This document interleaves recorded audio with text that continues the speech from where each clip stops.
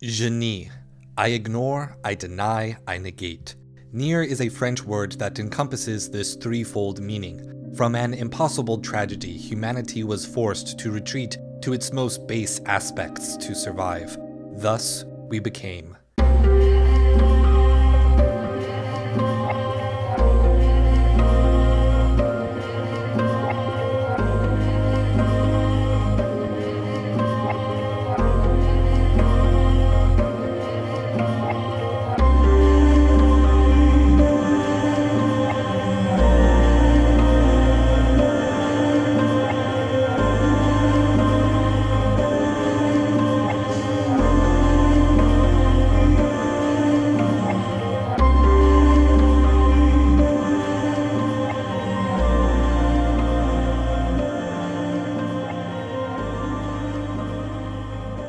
An angel with the power of song descended to earth and died. From the ashes of her corpse came a disease which turned the body to salt. White chlorination syndrome spread across the world. To save mankind, Project Gestalt. They learned to harness the power of song as technology, and pulled the soul free from its body with the use of magic grimoires. Many died, and many lived again as something new, as shade. So they prepared new bodies, replicants of their originals, and planned to return in the far-flung future when the white chlorination syndrome was no longer a threat. But the unexpected happened. The replicants woke up. They were sapient, self-aware, and they built their own cultures, villages, nations, their own world from the ashes of man. NieR is the story of humanity, slowly meeting its end, at the hands of peoples far too like themselves. Bloody sounds of words and words of power. As we enter this new world, its peaceful medieval countryside betrays a more sinister plague that has begun to consume our village and neighboring cities. The Black Scrawl, a shadowy wasting disease, has taken hold of our younger sister, Yona. We, being only just past childhood ourselves, desperately seek out a cure by any means, taking on many odd jobs, hoping to find and afford a miraculous medicine, indulging in the fantasy of a rare flower that would make us rich. But when Yona recklessly seeks out this lunar tear, she is captured by the horrific monsters known as Shades. As we desperately flail our sword to save her, we are joined by an ancient and magical book called Grimoire-Weiss, who agrees to aid us, only to discover that his memories and his powers are gone. But as we fight, we discover that the magic can be restored by killing Shades, and reclaiming words of power, the sealed verses, from their blood. Idealistically, we and Weiss decide that one of these sealed verses must be a magic spell that can cure Yona's disease. We are so bound to this idea that we defiantly ignore Popola, who tries to warn us that magic may not be the answer. Here, the first theme of NieR is given. Language begets power. Throughout the game, language and speech are a constant motif that indicates our growing power in the RPG. With each sealed verse, not one gives us the power to heal or restore, merely ways to better stab, punch, and cut down the Shades. As we kill Shades, we gain words of power, which we then use to augment our body and our weapons to withstand more harm and deal more damage. When we kill a Shade, we gather their blood and hear a whisper of speech, and this whisper recharges our magic, prolonging our combat. And as characters cast magic, they are surrounded by angelic script, a fantasy language adapted from the celestial alphabet of Heinrich Cornelius Agrippa, a 16th century philosopher most heavily concerned with Neoplatonism and the metaphysical implications of occult magic. The Black Scrawl disease presents itself on Yona and Kaine as not merely shadow, but as angelic script as well. When Shades drop items, they most commonly drop used books, technical guides, popular magazines, or anything else that holds the written word.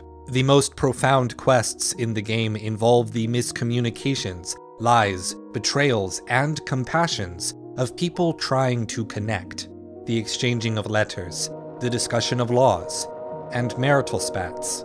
The game even takes the time to make the player read multiple novelettes, one of which even tests the player's reading comprehension to defeat the boss. I could go on. Nearly everything in this game shares a poetic attachment to language, as it feeds into the growth of the player character. But power means little compared to how it is used.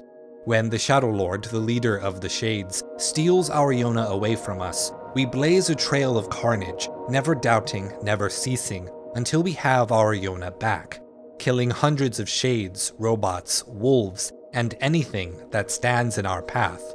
We kill Gretel because she blocks the way to the Shadow Lord. We kill Khalil and P-33 because they killed the blacksmith's brother. We kill Wendy because she's trying to destroy the Aerie. We kill Rock to exact revenge for killing Fira.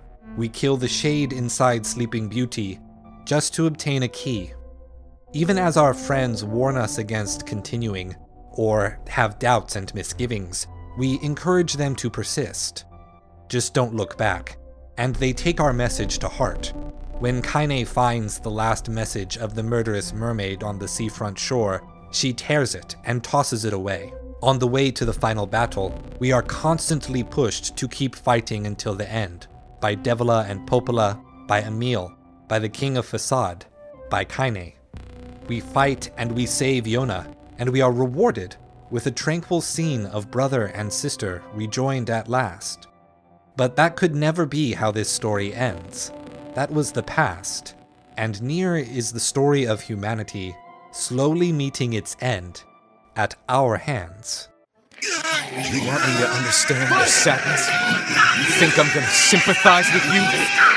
Now come on! Let's finish this! Route B of NieR Replicant is about sympathy. Whereas Route A revealed most of the mystery of the world, the Shades are human souls wanting to be returned to their replicant. We and all the people in the game are replicants, not humanity. But because we became self-aware, we resisted the Shades. Possession by a Shade results in the Black Scrawl disease. But only now we can hear and understand the voices of all the people we killed. We can no longer just ignore what we have been doing. P-33 is protecting its new friend Khalil. Gretel is protecting her adopted children. Wendy and the other Shades of the Aerie are trying to live in peace with the replicants.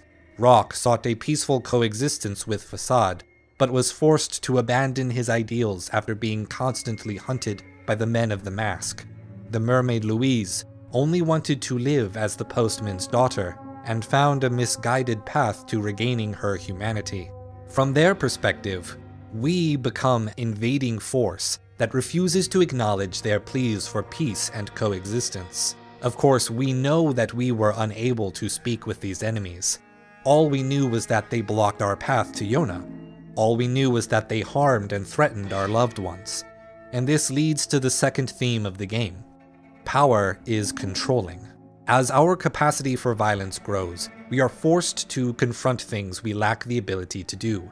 We were unable to heal Yona of the Black Scrawl, unable to protect her from the Shadow Lord, unable to save the Aerie, unable to save Fira. We were unable to find peaceful solutions even when they were available. We could not understand the Shades, and so we could not let them live peacefully alongside the people of the Aerie. We could not understand the Shades, and so we could not know that P3 was not responsible for the death of the blacksmith's brother. We could not understand the Shades, and so we could not broker peace with the wolves. We could not understand the Shades, and so the mermaid Louise could not live with the postman as a Shade. Our overwhelming capacity for violence has not presented us with these options. Just as a spear is only designed to stab, a sword is only designed to cut, fire can only burn, our power is only designed to kill. Even as we grow more powerful, we do not grow more free to achieve our goals. We are only more limited to do exactly that which the power is designed to do. Possessing power does not mean we have greater control, but rather that we are more limited in our options. We are more tempted to exercise just those options because we are more effective with that power. Thus, power is not our ability to control, but rather controls us. Power limits our freedom. No one actually wields power. Power wields people. As we approach the final fight with the Shadow Lord, we have misgivings. We ask Popola to stop. We falter in front of Kaine. We yell at the Shadow Lord our refusal to sympathize with his loss and his suffering, even though our loss is identical to his. We refuse to sympathize. We chose to ignore. Consider it. I don't want to Enough of a request. die. Thank you. The final motif of NieR Replicant is the idea that humanity is defined by language. That language is our essence. Beyond everything that was mentioned in Part 1, humanity, as shades, takes on an appearance of swirling sheets of shadow that are occasionally wrapped in angelic script. Our memories are presented as novelettes by Sleeping Beauty.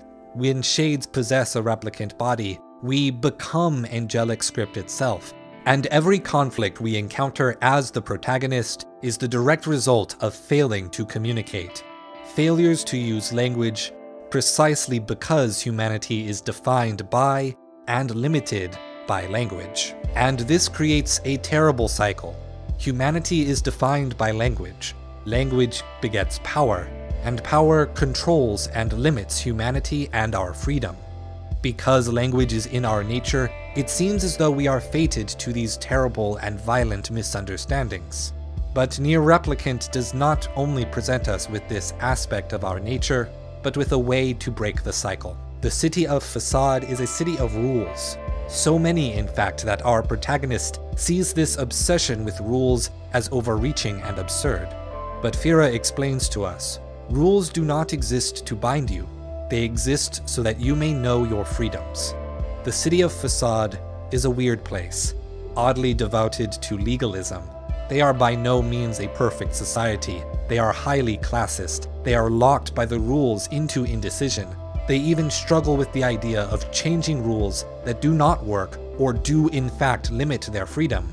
But their virtue is in every person, be it the king or the lowliest peasant, are held equally to those rules. Yet the people of Facade have given up their individual power in favor of this more esoteric devotion to rules and laws.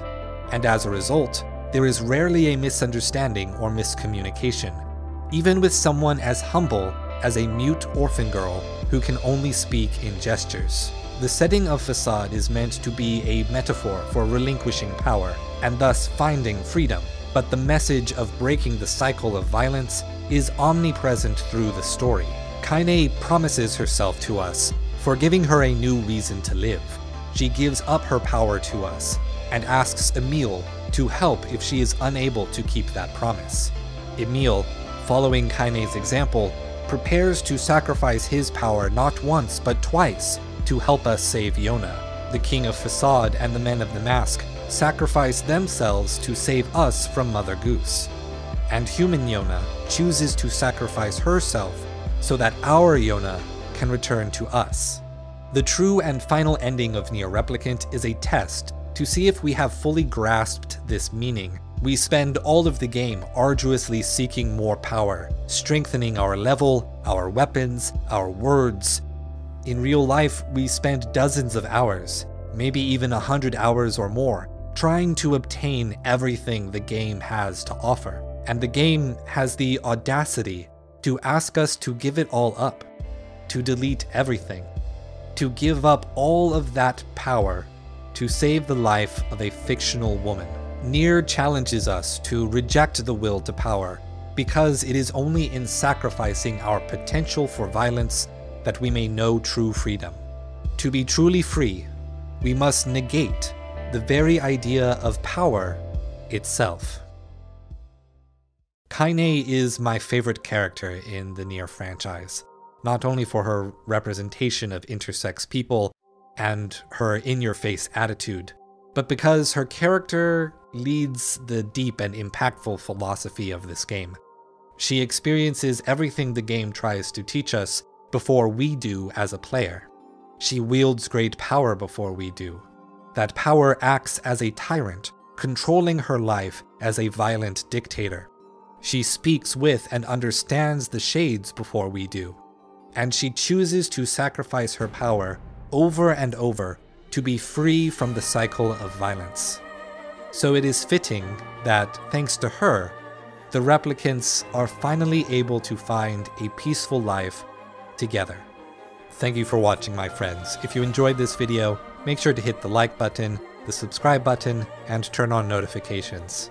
I will see you next time, and stay true.